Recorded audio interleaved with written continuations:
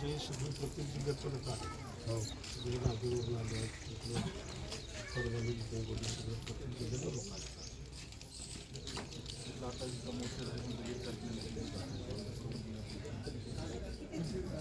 कसं आहे काही मला पण कुटुंब दुःखात आहे त्याच्यामुळे डायरेक्टली कुठला घरात जर एखादी घटना घडल्यानंतर मग सगळं पूर्ण हे पण घरचं पण बघा सावरायचं हे लोक सावरले सगळं त्या कुटुंबापुरत्यानं तर महाराष्ट्रातला प्रत्येक माणूस रडलेला, प्रत्येक आई रडलेली. आमच्या घरात आम्हाला सुद्धा नाही की मुलं बघताना त्या काय भावना लोकांच्या आम्ही तरी ते जवळचे कसे दम धरीत असतो सांगा ना.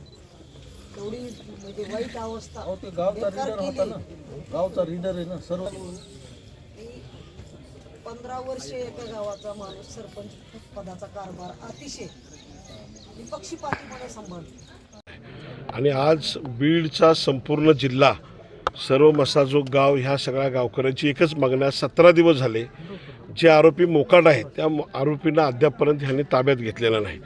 काही फक्त आरोपी अटक केल्याचं करून दाखवलेले आहेत, परंतु बाकीचे प्रमुख आरोपी कधी मिळणार आहेत.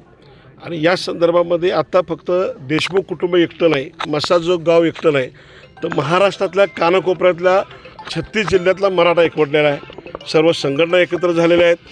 सगळ्या मराठा क्रांती मोर्चा असेल, ठोक मोर्चा असेल किंवा जेवढ्या बी संघटना आहेत सगळा प्रतिनिधी उद्यापासून बीडला यायला चालू झालेला आहे. आणि आज जवळपास आता आम्ही मराठवाड्यातल्या सगळ्या प्रत्येक जिल्ह्यातले प्रतिनिधी या ठिकाणी आलेले आहेत. आमचं सरकारला एवढंच म्हणणं आहे, माननीय मुख्यमंत्र्यांनी सभागृहामध्ये चांगली भूमिका मांडलेली आहे. मुख्यमंत्रीने जी सांगितलेलं आहे की आम्ही ह्याच्यावर कारवाई करतो, मोका लावतो, परंतु या बाबतीत फक्त आता SP ची बदली झालेली आहे.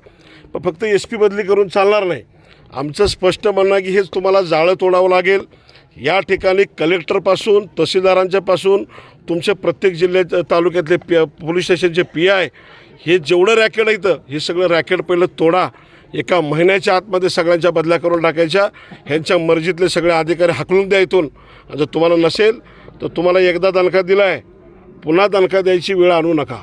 हे सरकारला स्पष्टपणे इशारा आहे. 2 दिवसात तुम्ही सगळे आरोपी अटक करा. महाराष्ट्र शांत ठेवायचं असेल, बीड जिल्हा शांत ठेवायचा असेल तर सरकारला 2 दिवसाचा अल्टिमेटम आहे. 28 तारखेपर्यंत जर तुम्ही ही कारवाई केली, कोण वाल्मिक कराड कोण आहे? सरकारपेक्षा आणि कायद्यापेक्षा मोठा आहे का? चांगले गेले ना. पंतप्रधानाला सुद्धा अटक झाली, दिल्लीत मुख्यमंत्र्याला अटक झाली. गृहमंत्र्यानं जो 20 मिनटं अगोदर सॅल्यूट करणारा SP-नं 20 मिनटानं अटक केलं आहे गृहमंत्र्याला. हा महाराष्ट्र आहे. संविधान कायद्यापेक्षा मोठा आहे का? वाल्मिक कराड कोण आहे? कराड तो तुमच्या सरकारपेक्षा मोठा आहे का? तर ह्याला 2 दिवसात तुम्ही आत हे टाकला तर पुन्हा मग आम्हाला आमच्या ह्याच्यावर उतरायला लावू नका. एवढाच फक्त आज या माध्यमातून अल्टिमेटम सरकारला देतो आहे. सरकारनं काय समजायचं ते समजून घ्यायचं. आता या ठिकाणानंतर आम्ही बीडच्या SP कार्यालयाला जातो आहे. SP साहेबांशी चर्चा करणार आहे आणि SP साहेबांना सुद्धा हेच तुम्हाला सांगितलं ते सांगणार आहे. धन्यवाद.